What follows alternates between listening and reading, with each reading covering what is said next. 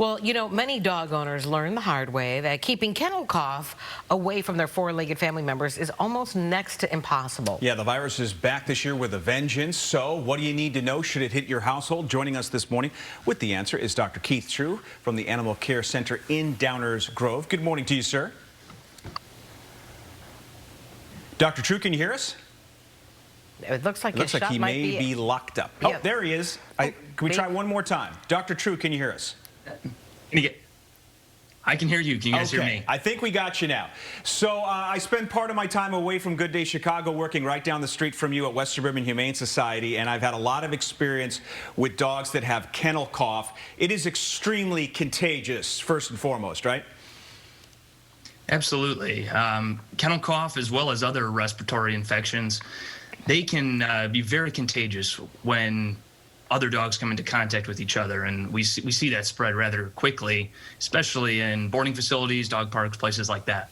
So what are the symptoms, and at what point do you know it's time to go to the vet? Yeah, great question. Symptoms are very common to what we would see in upper respiratory tract infections in ourselves. Coughing, sneezing, fever, lethargy, and impotence, all of those types of things that you can see in us, you can see in your own dogs as well, and that's time to see your veterinarian in that case. Yeah, some of these look more severe than others. Yeah. My rule of thumb usually is if they're not eating and they're not doing their normal business outside, that's a telltale sign. But I do want to ask this.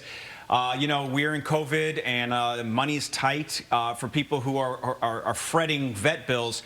Does kennel cough go away on its own? It can. I would say the majority of cases can be self-limiting, but coughing can be coughing, sneezing, other upper respiratory tract issues can be related to other things too. So it's best to be seen by your veterinarian, and then we can do a further assessment and evaluation to see if it's something we need to be concerned about or not. Are there certain breeds that it affects more than others? I know that the snout on some of the animals, like boxers or like the French bulldogs, they have a shorter snout. I don't know if that affects the way they're able to breathe. And does this condition affect them more than others?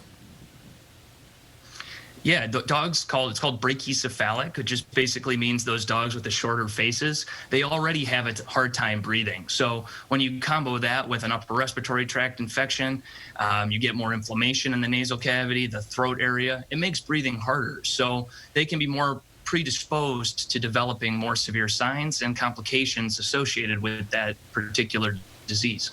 Dr. Keith True, great advice, great information. Doctor, thanks for your help this morning. Appreciate it.